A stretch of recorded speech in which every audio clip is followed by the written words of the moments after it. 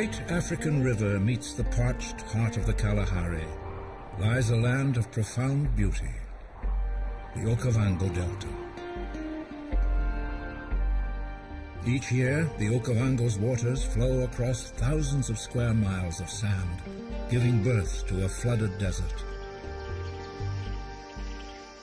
Within its breathtaking vistas lurk hidden dangers and rare and extraordinary creatures.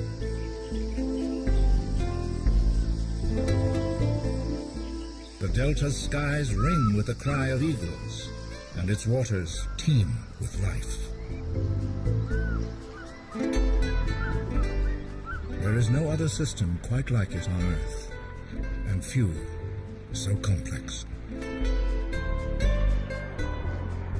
On the northern edge of Botswana's Kalahari Desert, a river comes to a remarkable end, far from the sea. Its waters spread across a vast, flat plain, the desert interior of southern Africa. But for its first 60 miles, the river is confined between two parallel fault lines in a region known as the Panhandle, where it meanders like a giant snake.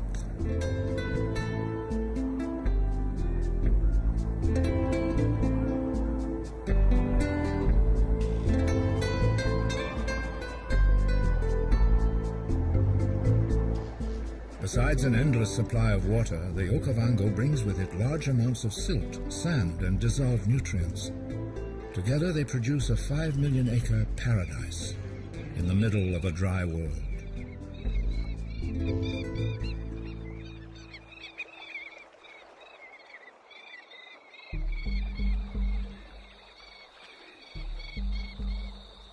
Laid 3 months ago, crocodile eggs hatch when the waters start to rise.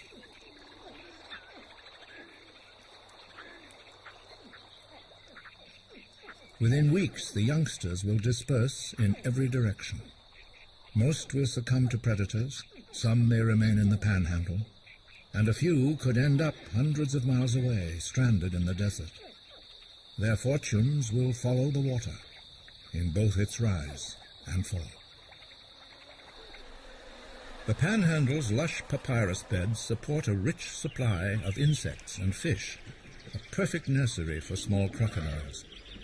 Up to 10 feet thick in places, these great floating mats stretch as far as the eye can see, dwarfing even elephants.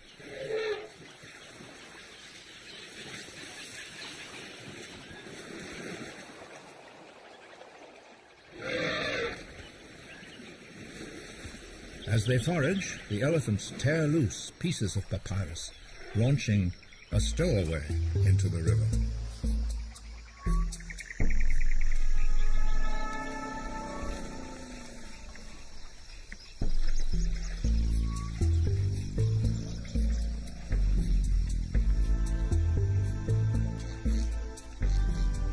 Heading into open water, this tiny crocodile drifts into danger.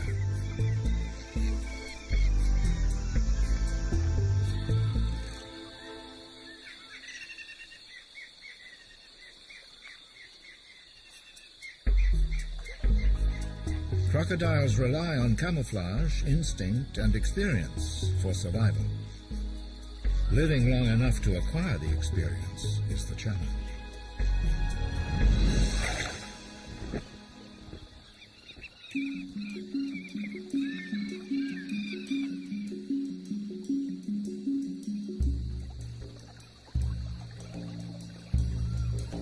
The fish eagle can spot prey from thousands of feet in the air. But young crocodiles have excellent vision too.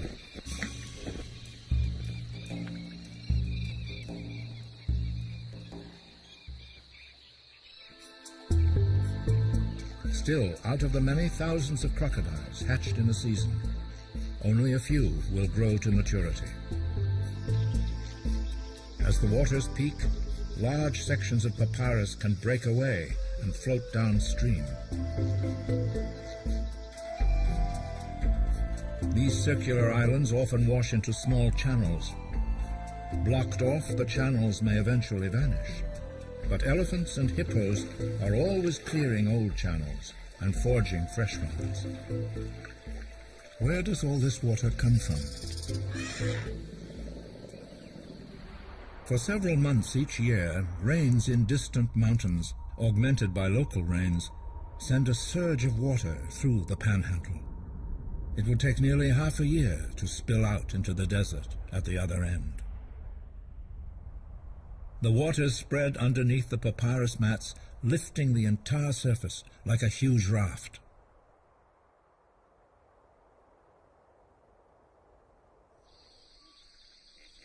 Though it looks solid, the papyrus is not firmly anchored to the ground. Beneath its protective roof, crocodiles and a wealth of other small creatures find shelter.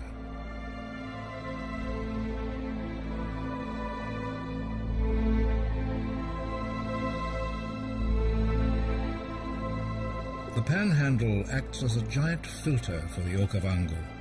Countless tiny papyrus roots comb the waters, extracting nutrients.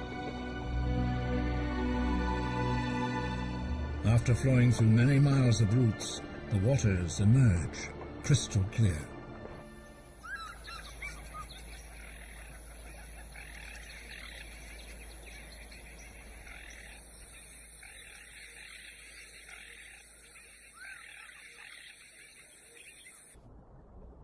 At the edge of the papyrus lurks a hunter, armed with razor-sharp interlocking teeth. The tiger fish can strike with lightning speed both below the surface and above it. The lily trotter is hunting too, unaware that it is also being stalked.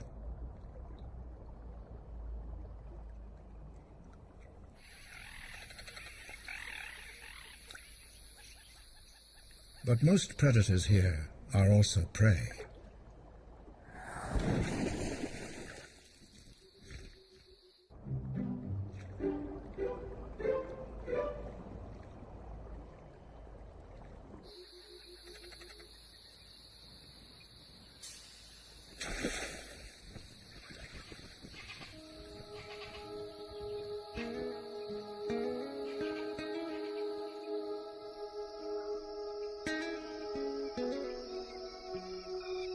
Sunset brings a changing of the guard. Eagles roost just as the fishing owls sound their booming calls.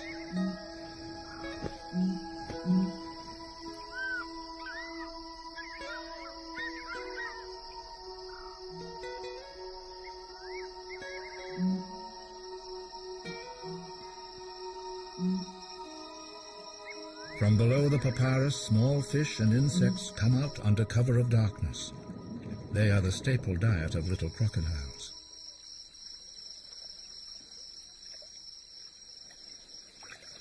In this watery world, the Pell's fishing owl is the eagle of the night.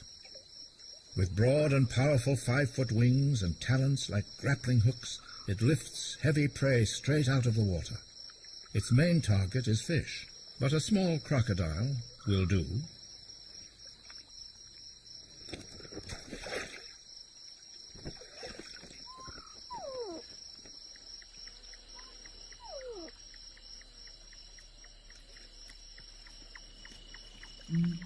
This juvenile owl still has a lot to learn.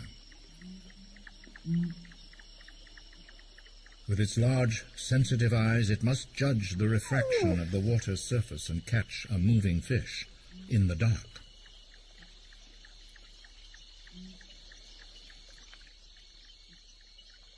Diving into the water, it risks crocodile attack, but the owl's special layer of downy feathers prevents it from sinking, so it can make a quick escape. The forlorn cry of the young owl signals his increasing hunger. His parents are mating and no longer feed him.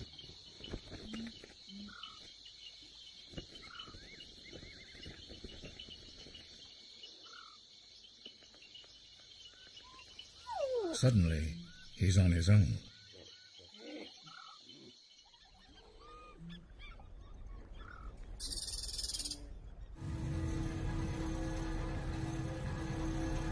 A worthy opponent rises up to meet the waters.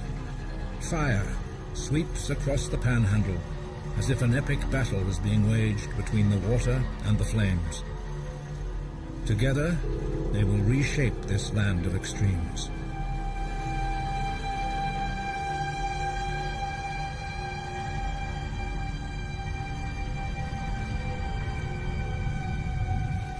Oils in the lush green papyrus flare up, igniting the straw-like stalks.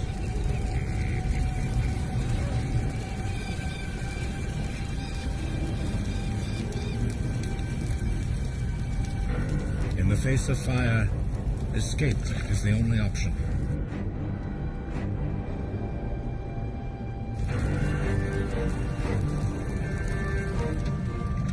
Even creatures like the puff adder that normally shy away from water must plunge in or perish.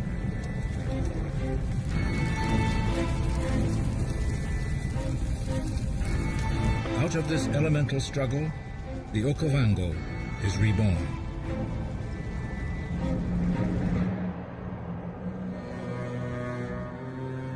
In dry periods, fires often burn all the way through the papyrus to the layer of peat lying on the delta's floor. There it can smolder for months or even years until it finally reaches the sand. In this way, old choked channels may be reopened as advancing waters find new paths and directions. The waters too sculpt the delta, redistributing sand and cutting through existing islands.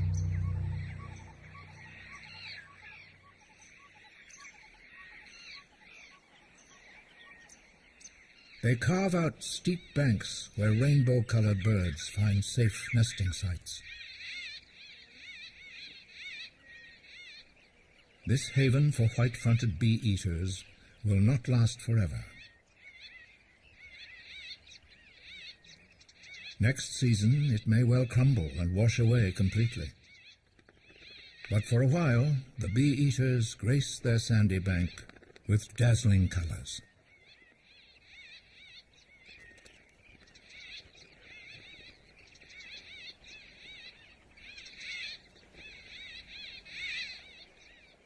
Outside the bank's holes, danger is never far away.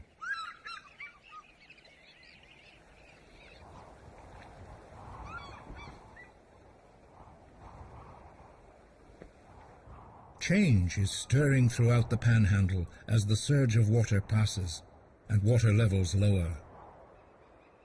While most fish breed in the dense underwater plants during high water, certain kinds of cichlid lay their eggs in open, shallow water.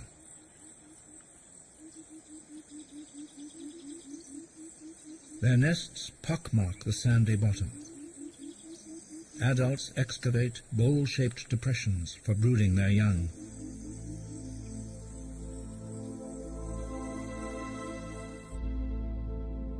Since large predatory fish live primarily in deep water, the cichlid nurseries are out of their reach, nor can they hunt below the papyrus any longer. For now, the rafts have lowered and come to rest on the delta's floor. Thousands of small fish are forced into the open channels, exposing them to attack.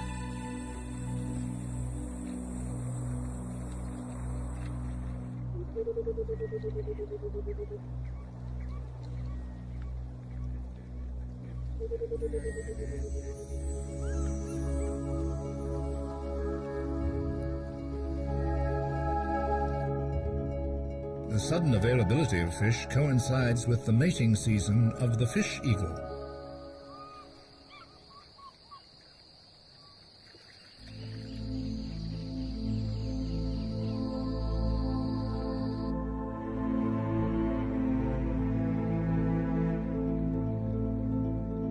Without their papyrus shield, small fish cling to the roots on the river's edge. They attract schools of hungry pike. Tigerfish, too, patrol the fringes of the channel.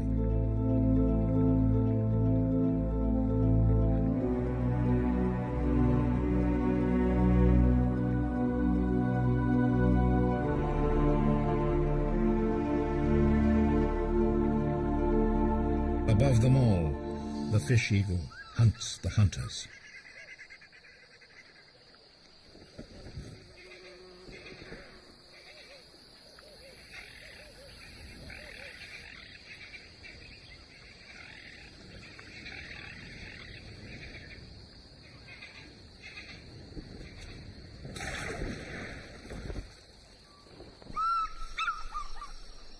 When the fish are scarce, eagles need large territories.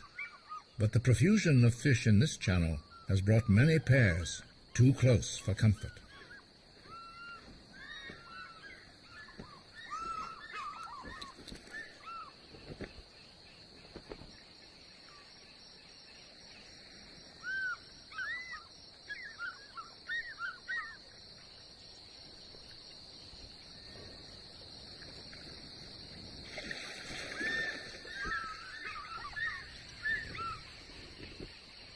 Their battle is a dizzying display. By locking talons, fish eagles avoid seriously injuring each other, but landing in the water presents a very real danger from crocodiles.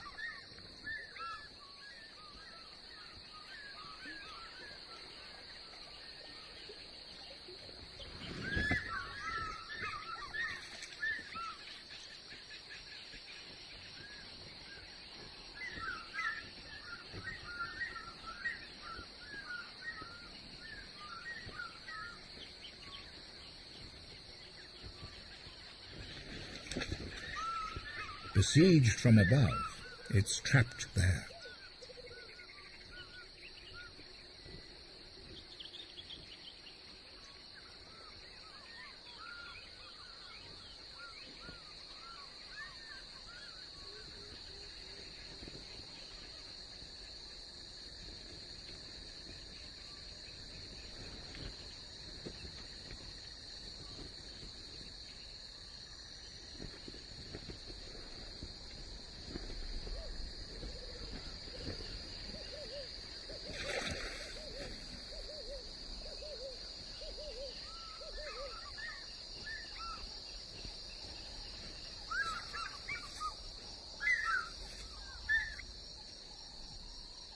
Calm returns to the channel once more. As it relaxes, the eagle fluffs its feathers, their color enhanced by the setting sun.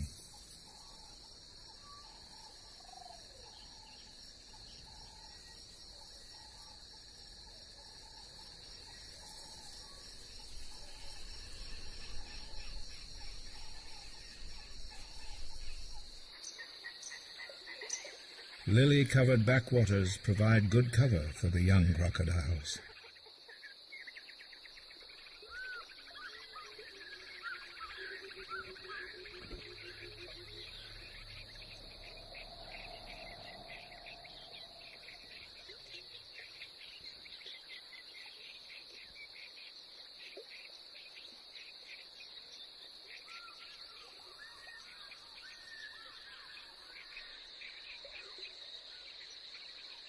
But fish eagles zero in on even the slightest movement.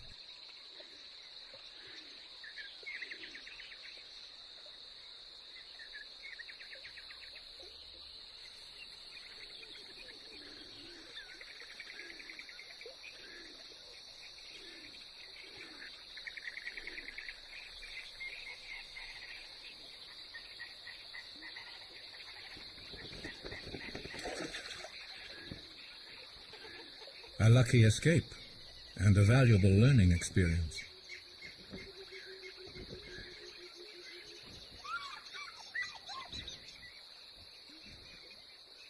Fishing owls hide in the dark wooded islands along the channels during the day.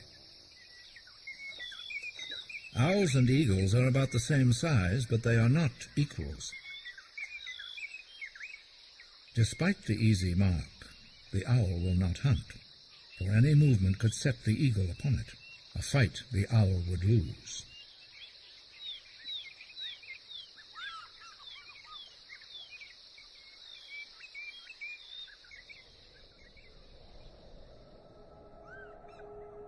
For the next few months, the filtered waters from the Panhandle fan out into the heart of the delta.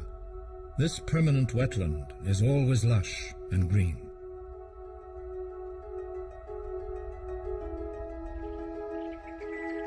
piercing sunlight and a slowing current foster a multitude of aquatic plants.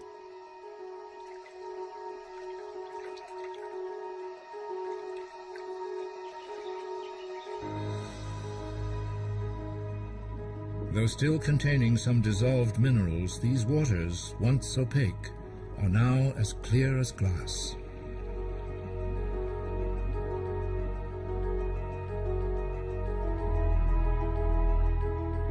The tranquil heart of the wetlands belongs to the plants. But it is below the greenery that another key to this astonishing system is discovered. The plants sit above a dense layer of peat. Up to 6 feet thick in places, it holds water like an immense sponge and retards its flow.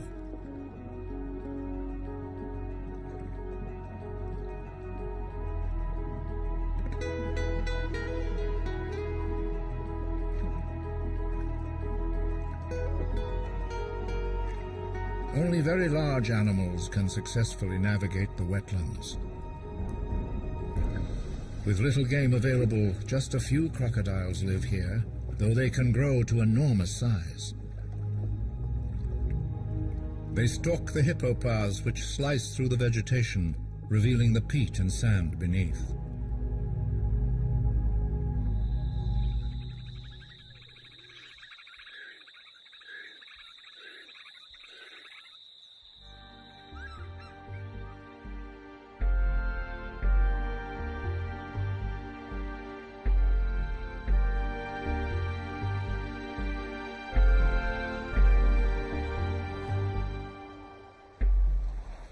Elephants and hippos move easily through the maze of channels and dense plants as they search for food.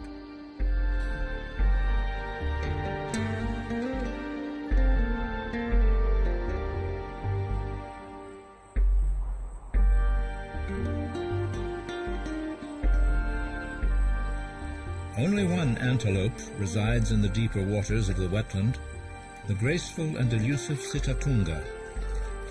Its elongated hooves keep it from sinking as it travels over marsh.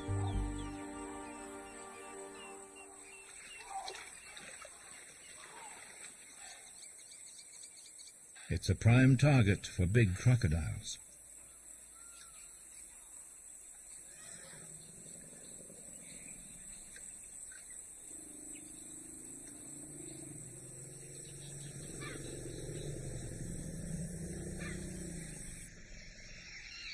Many young crocodiles have made it into the wetland.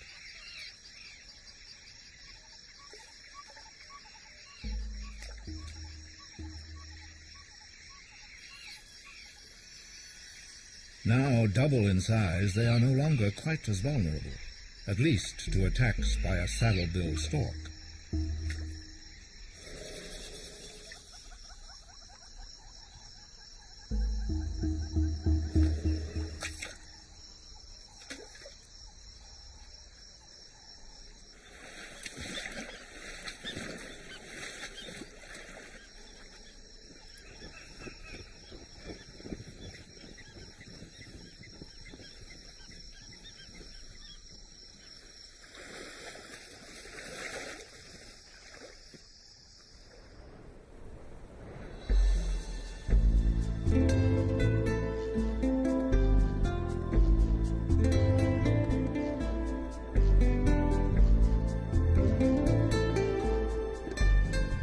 On the fringes of the permanent wetland lives another water antelope. In huge herds, the red lechwe keeps to the shallows where they are safe from most predators. When the seasonal surge of water advances beyond the wetland, they will follow it to new grazing. But even as the Okavango rises, water is being lost. Exposed to the intense African sun and dry desert air, water evaporates so fast that this area should be a vast salt marsh. But here, trees suck up water faster than it evaporates, causing salts to concentrate onto islands. The water is left fresh and pure, but the white salt islands are completely barren.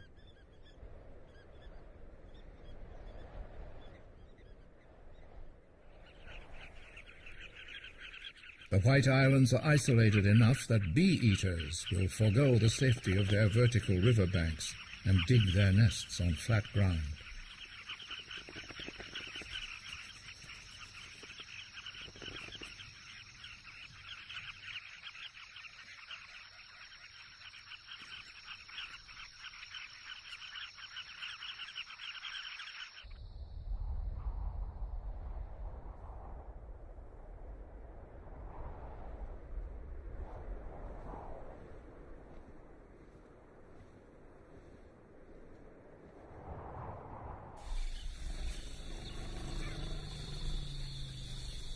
As the dry season takes hold in the Kalahari, elephants invade the wetland, seeking one of their favorite foods, the ripe fruit of the ivory palm.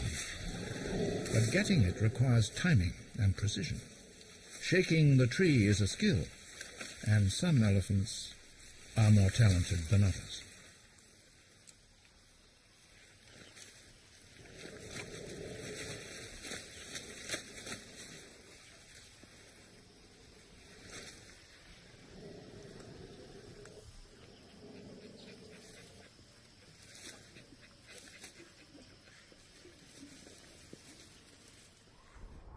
Over the past 6 months, the surge of water has filtered through the panhandle and been held back by the permanent wetland. Now it seeps out into the dry floodplain. A thin sheet of clean, clear water spills onto the grasslands and surrounds the wooded islands.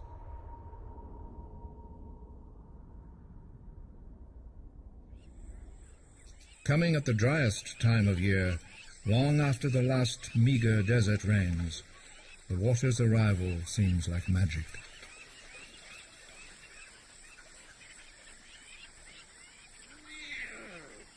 Lions are symbols of big game country.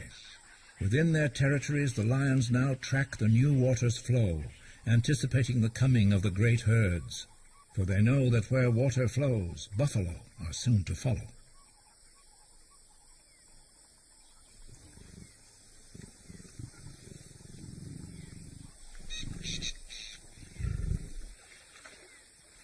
Older lions have seen this all before, but to a young cub, the transformation is astonishing and slightly suspicious.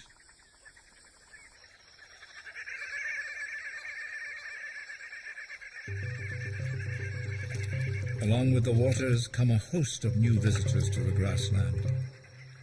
A climbing perch can breathe air to escape the water and crawl to safety using special gill covers, a distinct advantage in a land that is alternately wet and dry.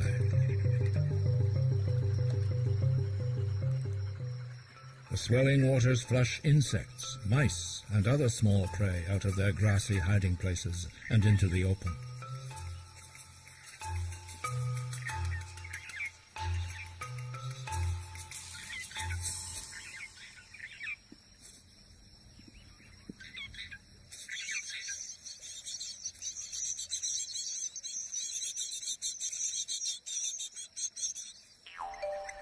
These shallows, rich in prey, make good hunting for a young crocodile.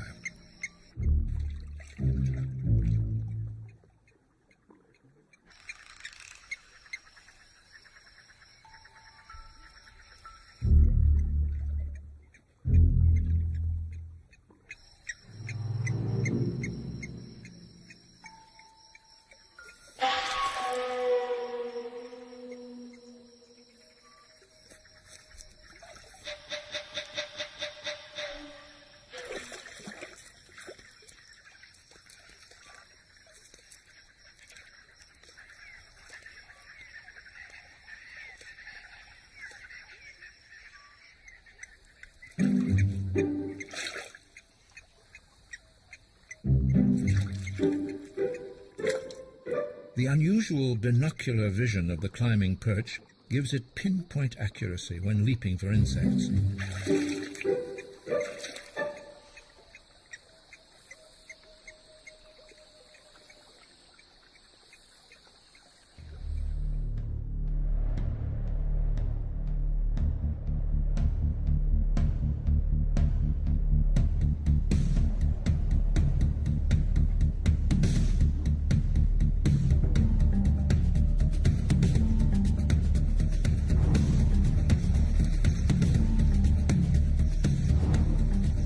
As the waters advance, the buffalo herds hasten across the parched plains to meet the filling pools.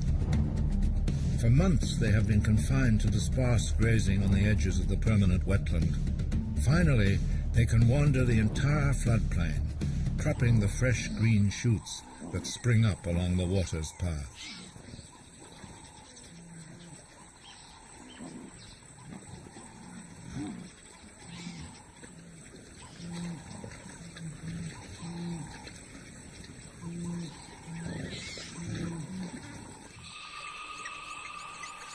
The lions of the Okavango do not shy away from water, especially if prey is on the other side.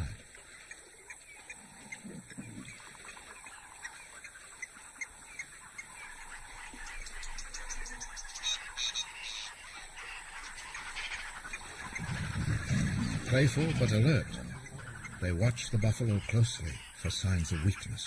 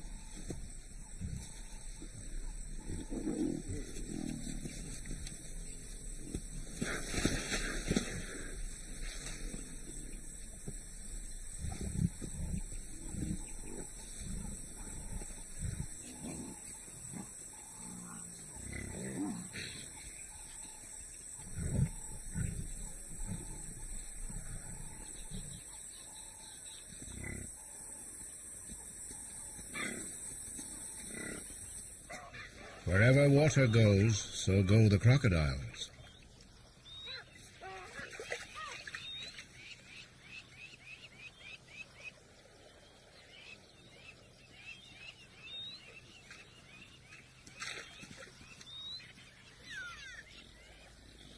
Wild dogs hunt here too, treading the water cautiously. They track the same prey, but often fall to crocodiles themselves.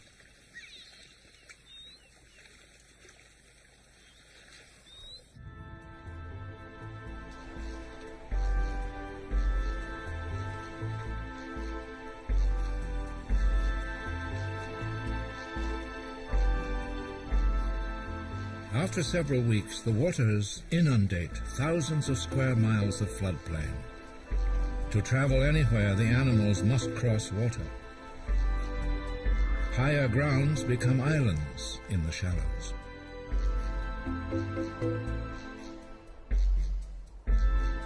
Palm thickets provide good hiding places for prey and predator alike.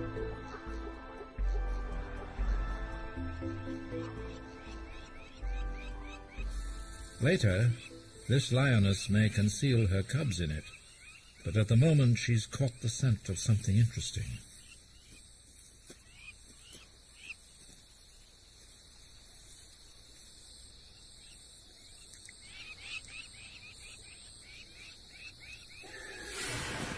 A warthog.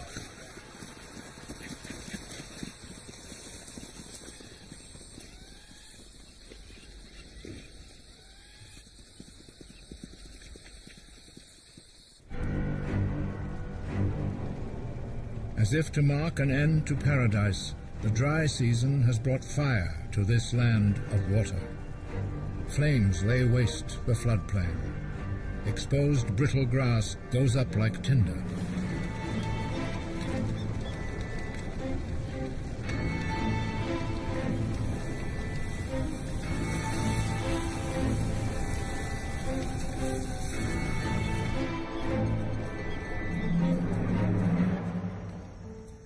For now, the island of the lions remains unscathed.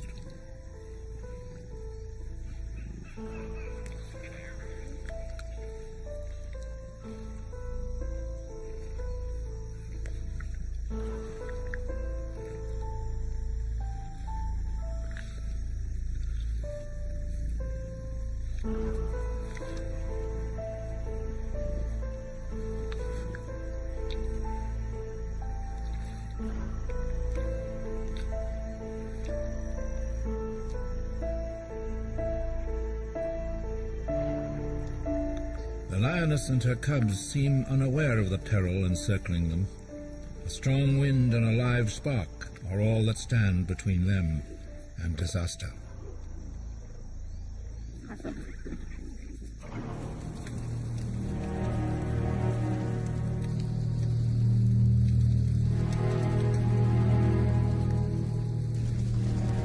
While most animals simply flee, the weak are easily trapped.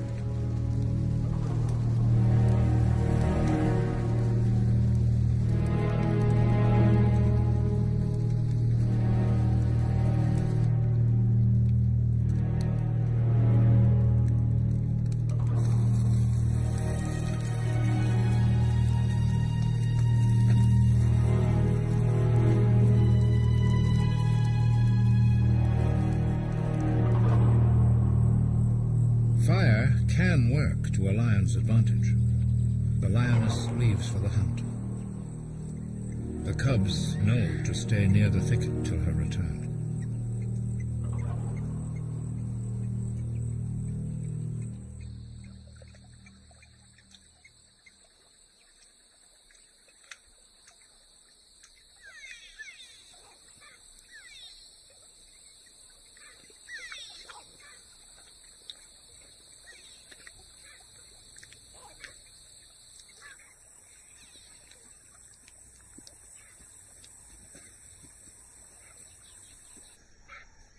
On an island untouched by fire, a sausage tree has attracted several animals.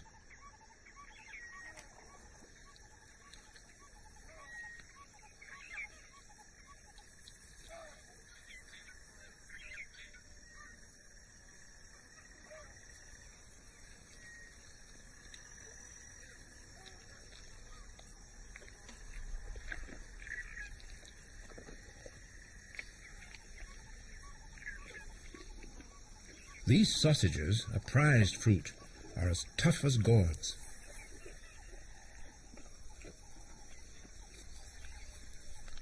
Baboons have their own way of tearing them apart. It takes 2 hands, 1 foot, and strong teeth.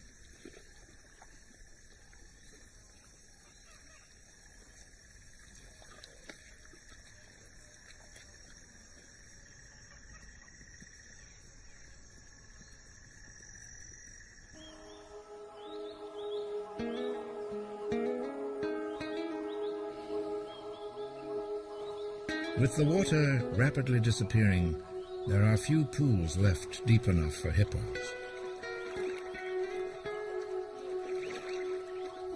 Nearby, lechwe rest, never straying far from water, their only safe haven. Soon they must retreat to the permanent wetland.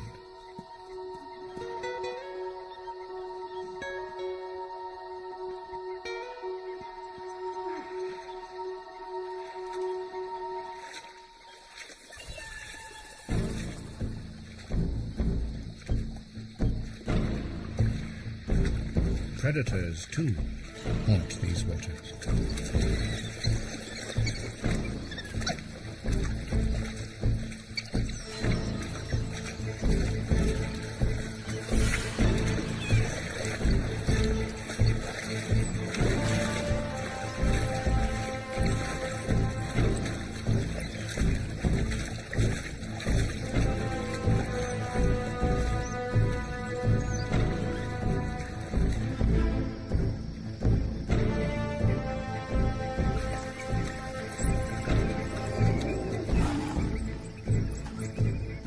The age-old rival of the wild dogs is all too ready to profit from their efforts.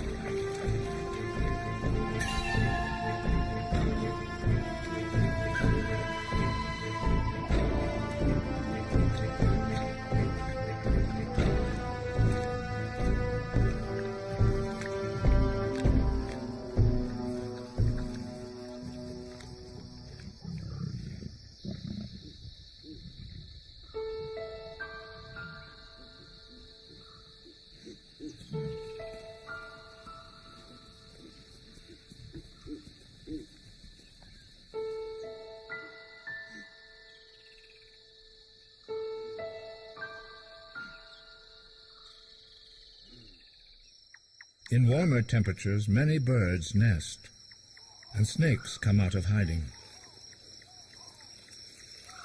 Nightjars lay their eggs directly on the ground, putting them well within reach of the aptly named egg-eater.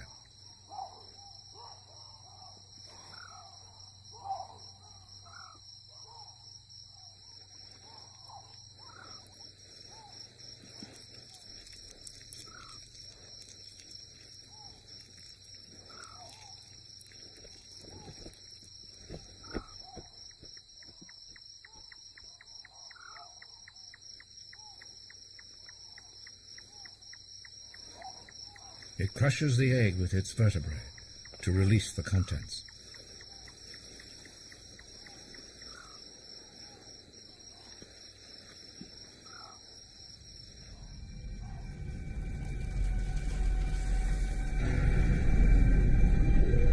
Who would believe that so recently this was an Eden?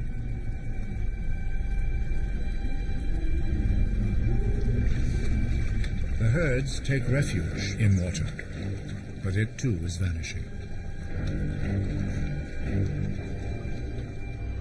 In the end, the waters are conquered by the dry season and the desert. In the searing heat, an inch evaporates every day.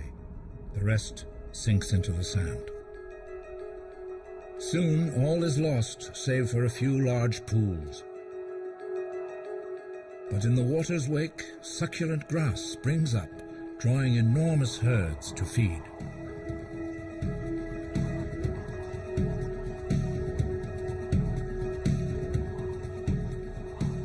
The changing conditions in the floodplain open opportunities for some, just as they close them for others.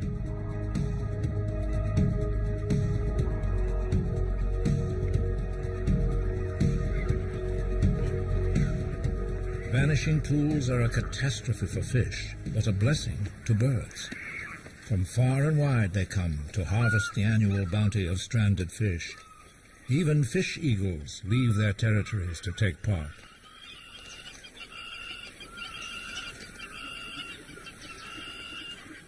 The crocodiles remaining in the floodplain are forced into the shrinking pools.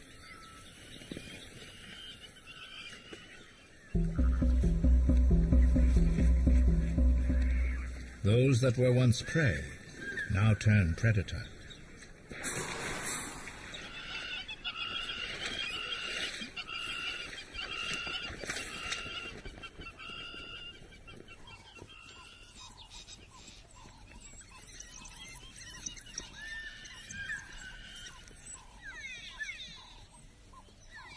The oppressive heat doesn't seem to dampen the spirits of the wild dogs. They simply head for a mud bath.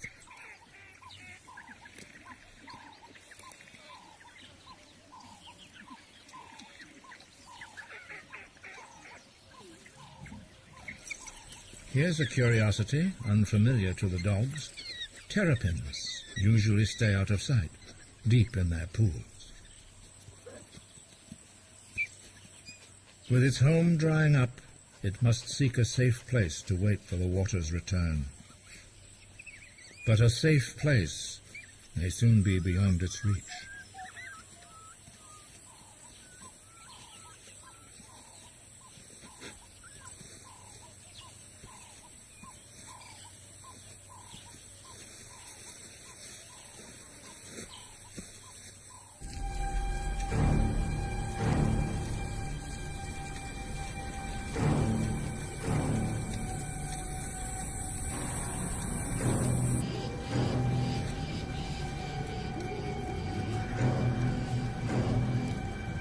Displaced from its pool, a crocodile desperately looks for shelter.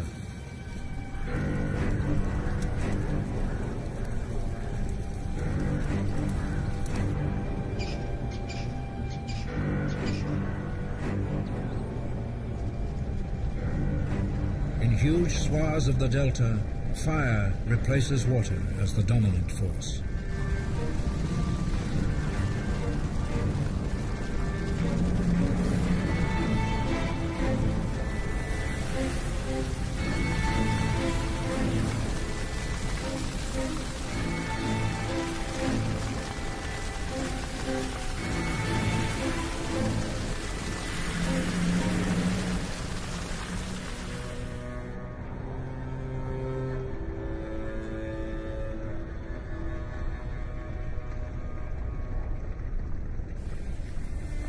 lioness tries in vain to reach her cubs, but their hiding place has gone up in flames.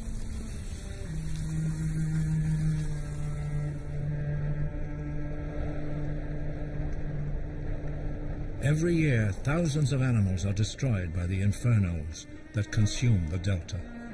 Most are the young, the small, or the slow-moving.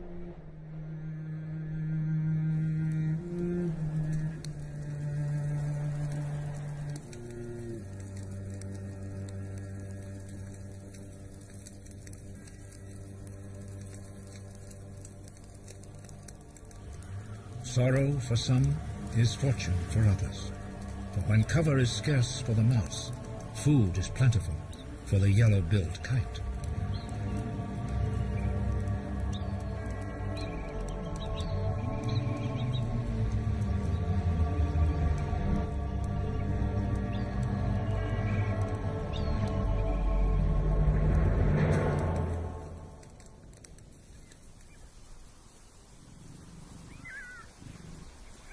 Softly, the lioness calls for her cubs, while the jackal sounds an alarm.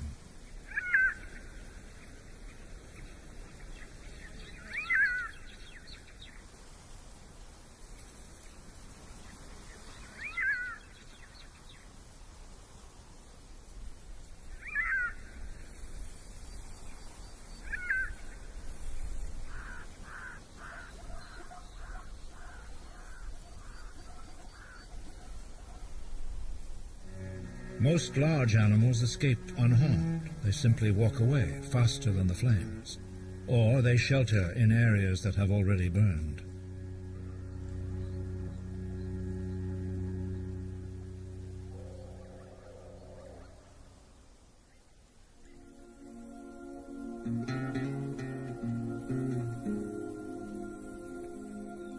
Then, out of the cinders, a small symbol of hope emerges.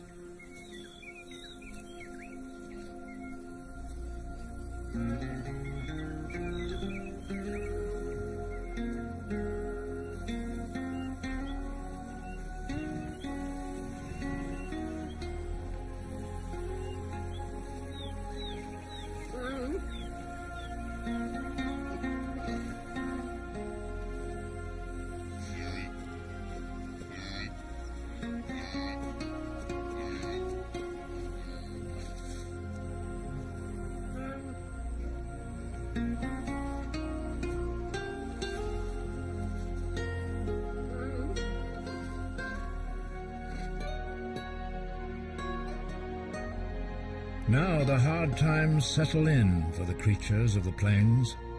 Trekking across miles of singed earth, the herds seek out water holes scattered through the grasslands.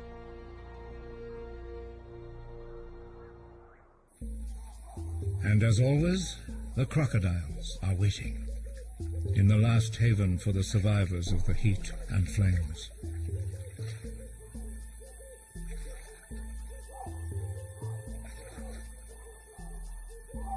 But even as these pools recede, the next surge of water is on its way. Months from now, new waters will arrive to transform this changed wasteland.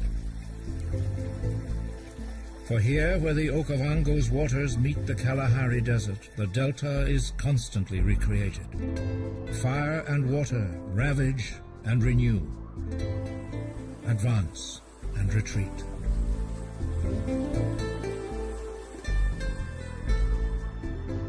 But the waters are never defeated. Far away, rains are falling in the highlands, and in time, they will spill out into the Kalahari and flood the desert once more.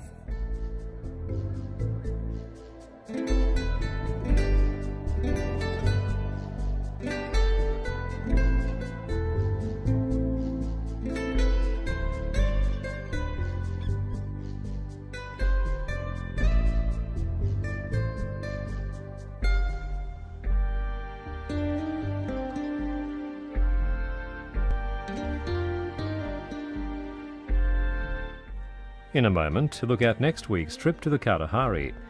And on Tuesday, find out how an entire ecosystem can change when its top predators disappear, as Strange Days on Planet Earth continues, 8:35 Tuesday night on ABC.